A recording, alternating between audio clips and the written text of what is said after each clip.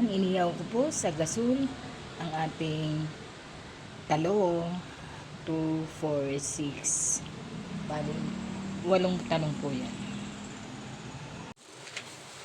So, lalagay na po natin ang sibuyas.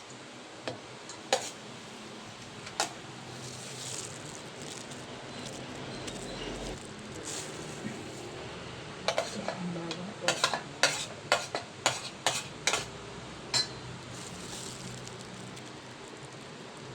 Paminta po.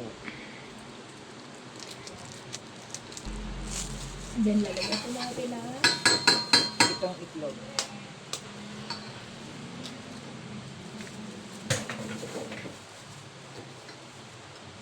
Itong itlog po ang lalagay natin dito. Nilagyan ko na po ng mga 7 itlog. Kasi 7 rin yung talong na medium size. So, 7 rin po yung ating itlog.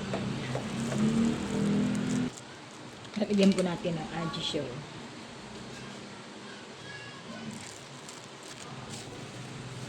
Yan. Haluin lang po natin. Nahalo na lahat. Then, ito pong giniling natin ay ito po ang giniling natin. Isasangkutsa ko po muna ito bago ko ilalagay dun sa mixture natin. Bali kalahating giniling po ito ilalagay natin dun sa ating inihaw na talong kanina. Half kilo po ito ng giniling. Isasangkutsa ko muna at saka igigisa ko bago ihahalo ko dun sa mixture natin kanina.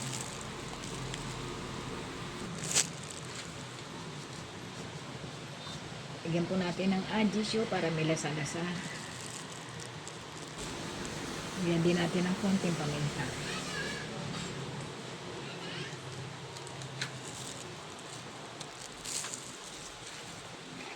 Tutuyuin po natin ito muna. Tsaka natin lalagay ang bawang at sibuyas. So, ito na po yung sibuyas at bawang. Ilagay na po natin.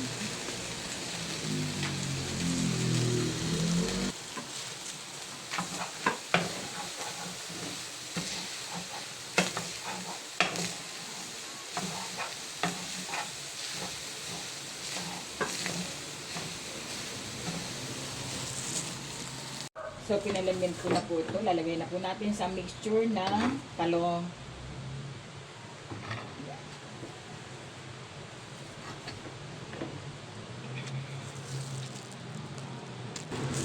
Ayan na. Naubos ko na po yung lahat ng giniling. Lahat ng giniling dito sa ating mixture. Ayan. Mamaya po ay iluluto na po natin siya sa mantika. Ayan. Okay na.